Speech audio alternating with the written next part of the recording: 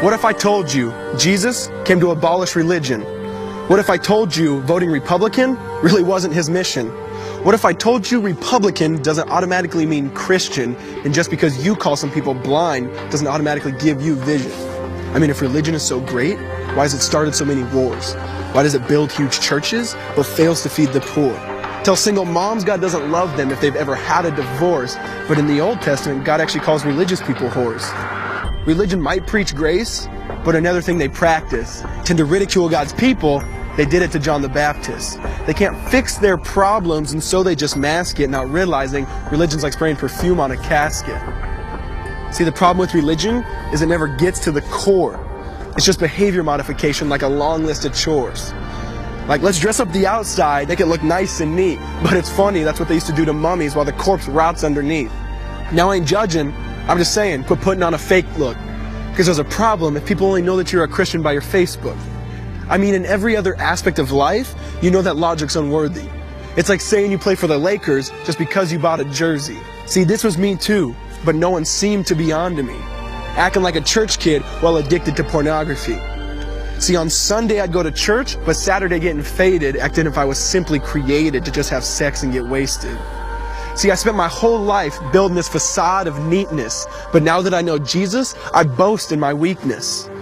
Because if grace is water, then the church should be an ocean. It's not a museum for good people, it's a hospital for the broken. Which means I don't have to hide my failure, I don't have to hide my sin.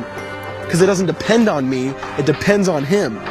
See, because when I was God's enemy, and certainly not a fan, He looked down and said, I want that man. Which is why Jesus hated religion, and for it He called them fools. Don't you see so much better than just following some rules? Now let me clarify. I love the church, I love the Bible, and yes, I believe in sin. But if Jesus came to your church, would they actually let Him in?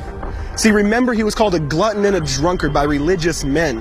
But the Son of God never supports self-righteousness, not now, not then. Now back to the point, one thing is vital to mention. How Jesus and religion are on opposite spectrums. See, one's the work of God, but one's a man-made invention. See, one is the cure, but the other's the infection. See, because religion says do, Jesus says done. Religion says slave, Jesus says son. Religion puts you in bondage, while Jesus sets you free. Religion makes you blind, but Jesus makes you see.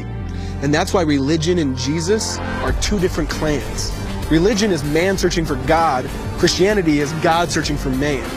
Which is why salvation is freely mine, and forgiveness is my own. Not based on my merits, but Jesus' obedience alone.